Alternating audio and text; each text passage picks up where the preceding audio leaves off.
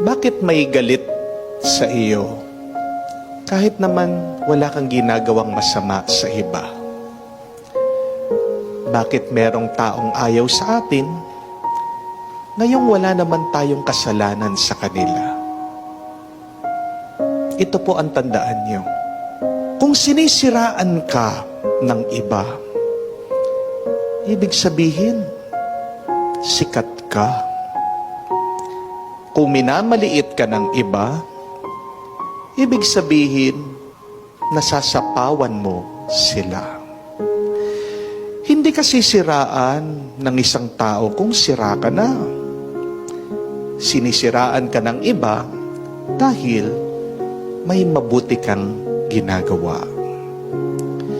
Kapag hinahanapan ka ng mali ng iba, ito ay dahil may tama kang ginagawa.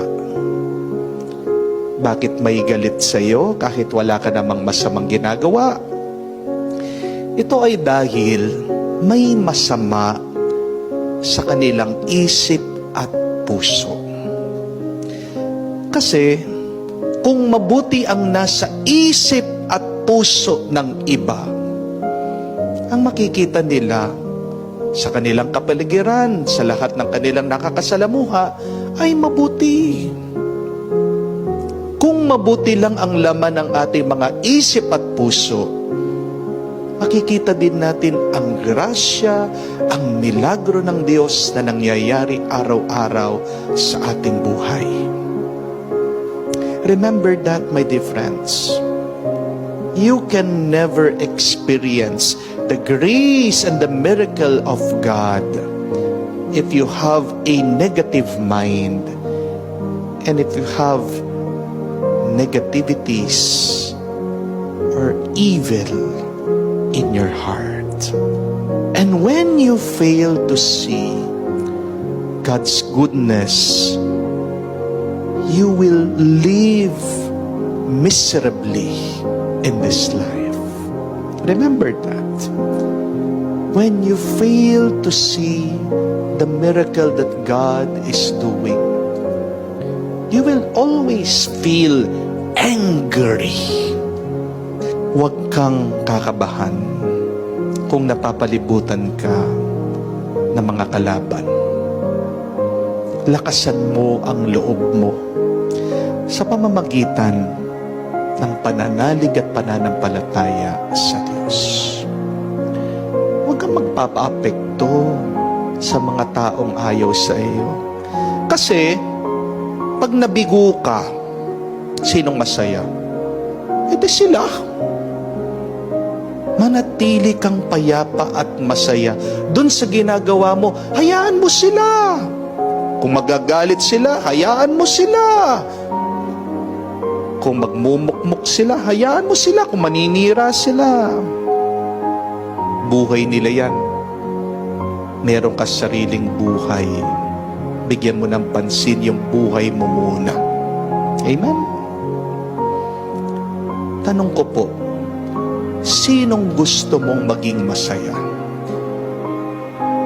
Yung kalaban mo o ikaw? Hindi po masama na maging masaya. Amen? Ang masama nga ay yung ginagawa mong malungkot yung sarili mo dahil dito sa mga taong ayaw sa'yo. Would you want to become happy? Or do you want your enemies to be happy? If you fail, you are just proving those people who do not like you that they are right. Amen? Tandaan niyo po, kayang-kaya ng Diyos ang mga kalaban mo kung papanig ka sa Kanya. You can also create miracles in your life if you are aware that God is with you. But if you always listen to the negativities of people around you, what will happen to you? You will dry up and you will become fruitless. matutuyo ka at mauubos ang bunga ng buhay mo. Mabibigo at mabibigo ka kung palagi mo na lang pinakikinggan yung masama na nanggagaling sa mga taong ayaw sa iyo. Ano pong magandang dasal kapag nasa piling ka na mga taong ayaw sa iyo? Sabihin mo, Panginoon, ipakita mo ang lakas mo at ang iyong himala sa harap ng mga taong ito, sa mga kaaway ko, sa mga taong ayaw sa akin.